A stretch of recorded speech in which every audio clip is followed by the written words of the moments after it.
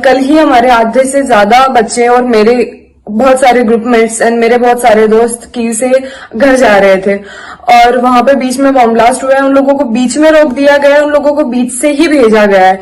उसके लिए अगर वो लोग इंडियन एम्बेसी को कॉल वगैरह ट्राई करें कि सर हम यहाँ पे स्टक हो गए हैं, हम लोग को आगे बताएं कि हम लोग कैसे क्या हम टर्नोपिल तक जाएं या फिर हमें आगे कहाँ जाना चाहिए, उन लोगों का इसके लिए कोई भी रेस्पॉन्स नहीं है। वो लोग कुछ भी आंसर नहीं कर रहे हैं।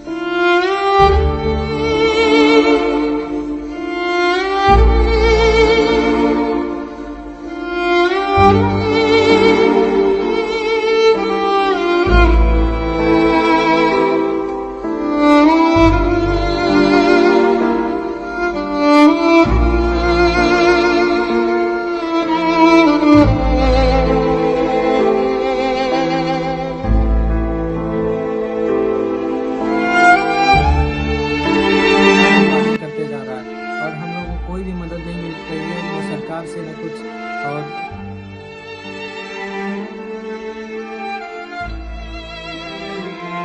हम 10 घंटे से अभी इंतजार कर रहे हैं इस बॉर्डर पे, लेकिन हमें कोई नहीं निकाला है।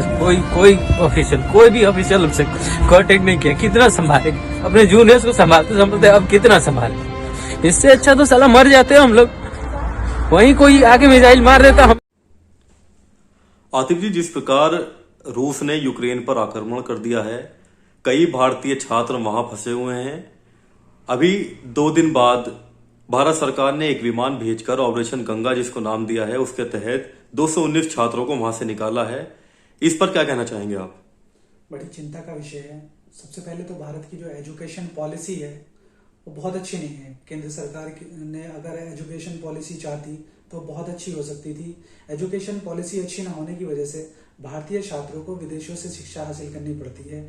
इसी से संबंधित अगर मैं बात करूं, जो भारतीय मेडिकल के छात्र आज यूक्रेन में फंसे हुए हैं, रूस लगातार यूक्रेन पे बमबारी कर रहा है।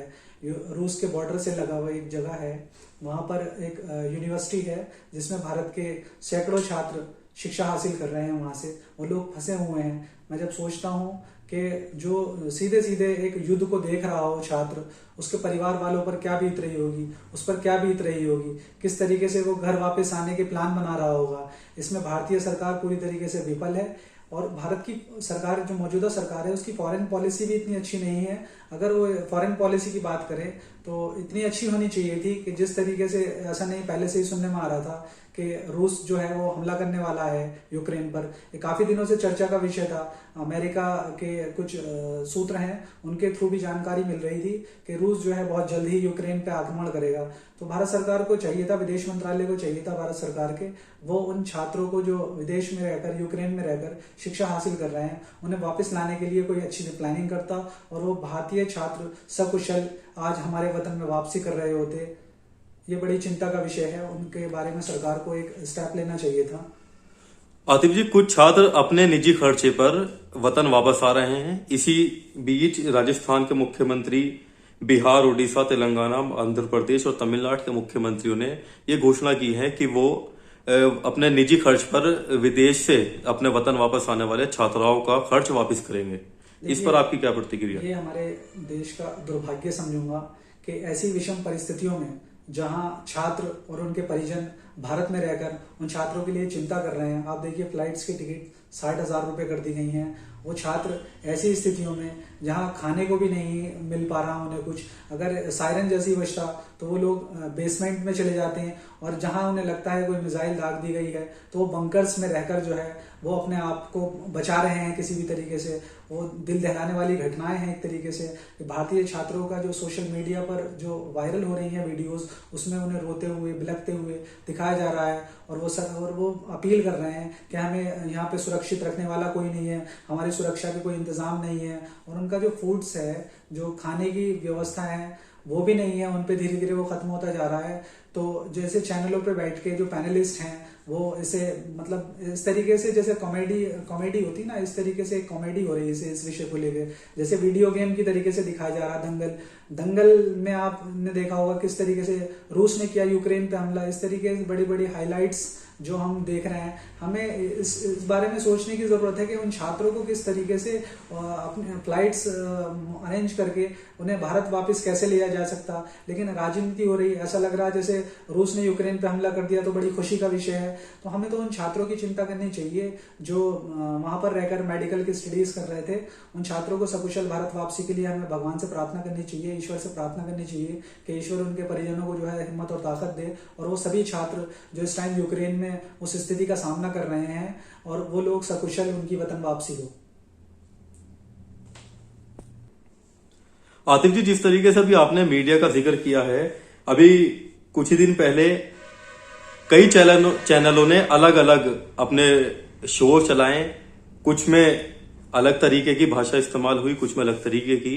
इस पर क्या कहना चाहेंगे? क्योंकि जी न्यूज का एक शो था, उसमें उन्होंने हेडलाइन दी थी, ये पुतिन है घर में घुस के मारता है, और दूसरा पुष्पा फिल्म का डायलॉग, फायर नहीं फ्लावर नहीं फायर है पुतिन। इस पर क्या कहना चाहेंगे? देखिए, ये बहुत मतलब अजीबोगरीब घटना है कि जिस तरीके से बॉलीवुड हो या टॉलीवुड है, उसकी पिक्चरों में जो डायलॉग्स यूज किए जाते हैं वो आप भारतीय मीडिया इस्तेमाल कर रहा है इस टाइम। जो हिंदी मीडिया है हमारा और जो चैनल्स हैं जो गोदी मीडिया की दिन रात तारीफ करने में लगे हैं, उन्होंने पुष्पा फिल्म का ये डायलॉग कॉपी किया और इसे हेडलाइन बना दिया कि फ्लावर नहीं फायर है। ये देखिए, मतलब अगर ये डायलॉग अगर पुष्पा फिल्म में अल्लू अर्जुन द्वारा नहीं दिया गया होता तो भारतीय गोदी मीडिया को कितनी मेहनत करनी पड़ती इसे हेडलाइन बनाने के लिए। अपनी झूठी अफवाहें फैलाने में भारतीय मीडिया इस टाइम नंबर 1 पर है। इस तरीके की फेक वीडियोस वायरल हो रही हैं और ये टीआरपी बढ़ाने के लिए एक दौड़ लगी हुई है। उसमें एक चैनल दूसरे चैनल से पीछे दिखता हुआ नहीं दिख रहा, उसे होड़ लगी हुई है आगे बढ़ने की। एक फर्जी टीआरपी जो बढ़ती चली जा रही है। जर्नलिज्म की मर्यादा को जो है वो भूल चुका है और जर्नलिज्म की मर्यादा को जो है ताक पर रख दिया गया है।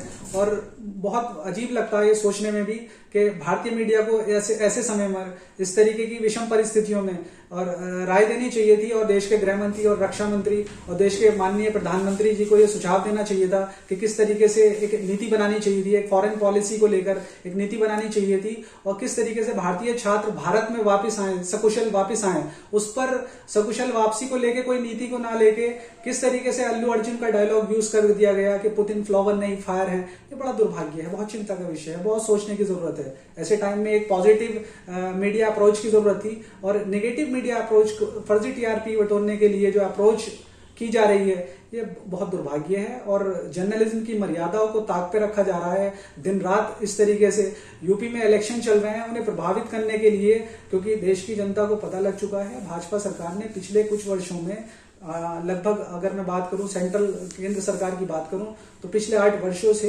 देश के युवा वर्ग का, देश के किसानों का, देश की जो है महिलाओं के साथ जो अत्याचार हुए हैं उन पर बात करने के लिए, उन पर चर्चा करने के लिए इनके पास कोई विषय नहीं है। और देश की मीडिया जो है, देश की फर्जी गोदी मीडिया कहूंगा, फर्जी गोदी मीडिया जो है मोदी की टीआरपी बढ़ाने के लिए इस तरीके के स्लोगन्स यूज कर रही है।